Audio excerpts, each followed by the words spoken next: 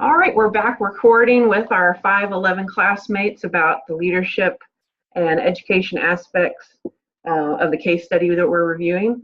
And I'm going to hand it back over to Shelley. Thanks. Just to continue, just to clarify, Denise and I were talking about a theory and where the nurse's relationship with the patient is one where they cast aside their assumptions because you really don't know what people are thinking. And it would have been really beneficial for this leader to take the time to build those relationships with her staff before she ever started making any changes, A, so she could know what they wanted, and B, so they would have that trust. It was me. Mm-hmm. Yeah, it was you. I think that that work environment is such a dynamic environment, and I know it's one job that I never had on a unit, and I probably would never want it, is to be the scheduler. Oh, goodness. Because of, whose preference is nights, whose preference is days, what team works good together, who should you not put together, and even, the skills, putting a more senior nurse with the more junior ones instead of, giving the night shift to the two brand new nurses. Mm-hmm. So, we have to applaud Nurse Jackie's initiative to want to step up into a leadership role, but whoever selected her for this has kind of set her up for failure by not making sure that she had an introduction to leadership. And I think that's where our education perspective comes into it of, perfect, not saying, in jobs that I've worked before, it's like, oh, well, you have a bachelor's degree, you be the nurse manager. Nothing in my undergraduate bachelor's was about leadership, but I really do think that should be included in undergraduate training. And some of the theories that Jody and I had discussed was, maybe what examples and modeling of leaders has Nurse Jackie experienced in the past in light of maybe like Bandura, like social learning theory. Jody, your thoughts on that? Definitely. I think social learning theory, Bandura talks about vicarious learning. So, if you haven't done something before, you're uncomfortable. So, the case study says she was uncomfortable with any kind of face-to-face with her employees. One, because she didn't know them. No idea what to expect from them. And really, at least for me, when I only have to see it once and I can do it. In the ED, watch one, do one, teach one. She would really, in all essence, according to that theory too, sit in and watch one interview with an employee and a manager. One like a feedback. Yeah. So watch one, see how they interact, see how you talk to people without, talking down, without making them feel bad. But that's what she needs. She needs to see how it's done. Right. And I think that Bandura's theory really fits with that because, it's modeling. Learn watching. It's the same as having a preceptor when you're on a unit, Exactly. Yeah. That preceptor, that mentorship was then mentioned in that article that you and I looked at. That was that Benner, Patricia Benner's Novice to Expert. We found a great article that talked about how using that, we both assessed Jackie to be an advanced beginner in Benner's terminology, and would benefit from some outside training as well as having a mentor, inside that facility, because there's probably some institutional policies, that, gosh, she may be messing up on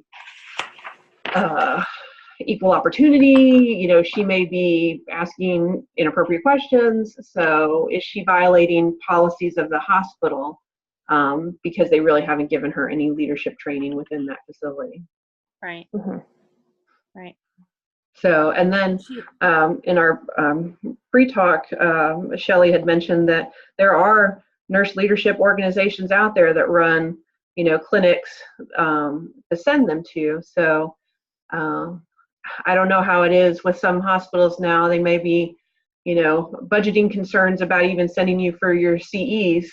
But, if you're going to invest in your personnel, they really need to invest in a leadership class. In a leadership program. Mm-hmm.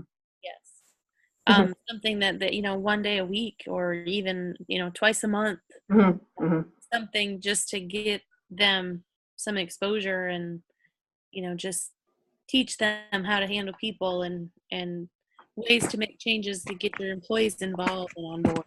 Right. And I can see that they would probably need some mutual support from another leader, somebody saying, I'm having this problem, and having almost like a think tank amongst the managers. Yes. Yep. Those are both good points. I know, go ahead, Denisha. Oh, I'm sorry. I had this situation where at my organization, it had been issues with leadership across the board. So they developed this like a workforce development center type deal where the lady does leadership training. And it was 3 days of intense leadership training. That it was, it was free.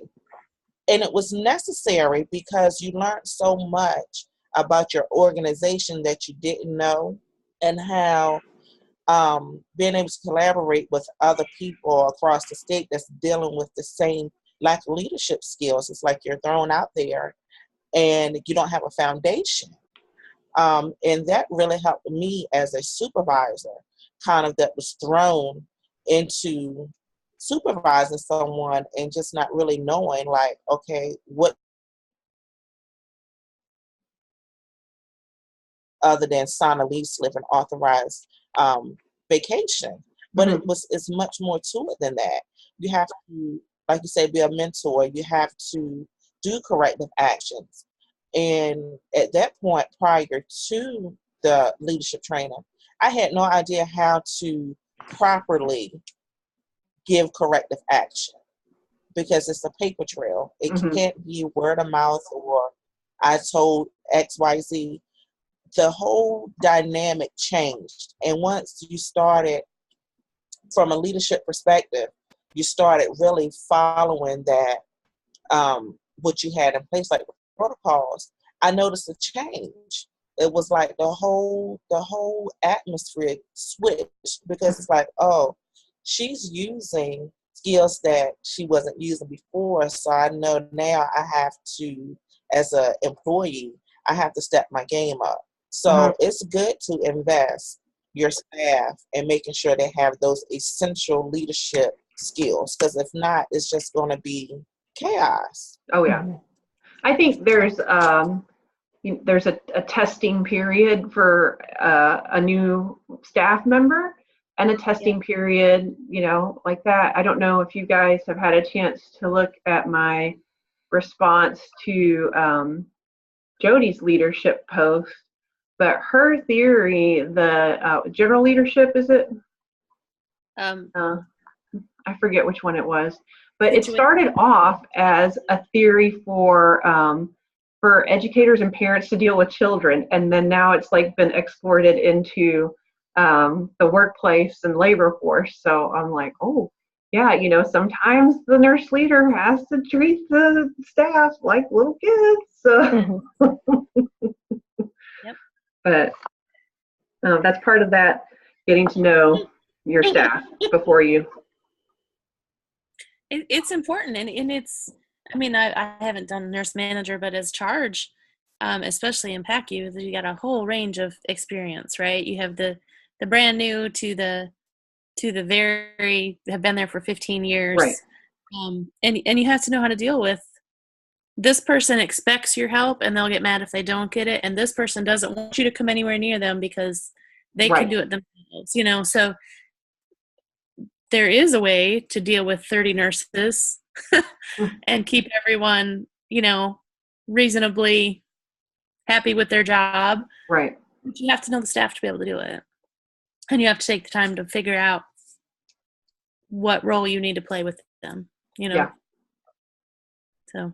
And I don't know, from Shelley and Denisha, from your leadership standpoint, are you sensing from the case study that maybe Jackie's like a people pleaser and she really wants everyone to love her and think that her decisions are great?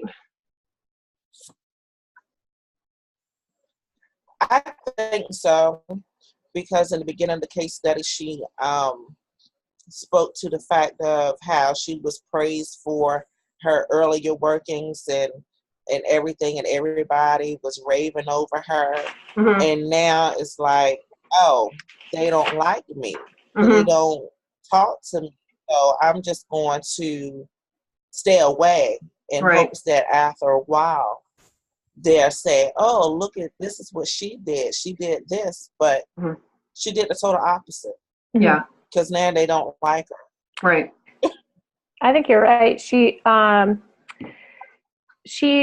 was doing what she thought they wanted. That's what they recognized in her as a clinical nurse. So when she made that step up in role, she didn't necessarily make that step up in mentality. So she was doing what she thought they recognized in her, which would be success, which is just to manage and to make changes. And so she thought that there were she had a lot of great ideas and things that she thought that they would be happy with, because obviously they were happy with her performance before without asking questions. Right. Recommend her for the position. So what would prompt her to ask questions about needs and wants at that point in time, unless she maybe had a mentor to say, hey, wait a minute. Yeah. You sound like you got great ideas, but have you asked your people what they want? I think it's important for that mentor to also let her know, you know, you may not be the most popular person and everybody might not love what you do.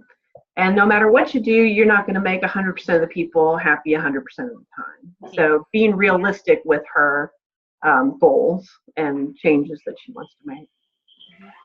Yep, exactly. Yeah. Totally. Well, did anybody have any final thoughts to add to the case study? I just wanted to read the questions again and make sure we felt like we answered all the questions on the case study. What leadership principles did Jackie fail to apply when managing an effective team? Well, I think we felt like the leadership principles were building a relationship, like in accordance with the theory that we used. And how would individual and team evaluations be useful in determining strengths and opportunities for each member? And I think we agreed that it was just being present and reaching out to all of the team members to find out what they needed and what they wanted. And how might Jackie's director best coach and mentor her in addressing her own strengths and opportunities for to better manage and lead her nursing staff? And I think we said that. Just to direct her on just being present. Yeah, direct her into some more resources to develop those skills. And be, you know, her director needs to mentor her, and you know, and if their leadership style isn't similar, then the director needs to recognize, you know, something that might work for her and point her in the right direction of a mentor that could better help her.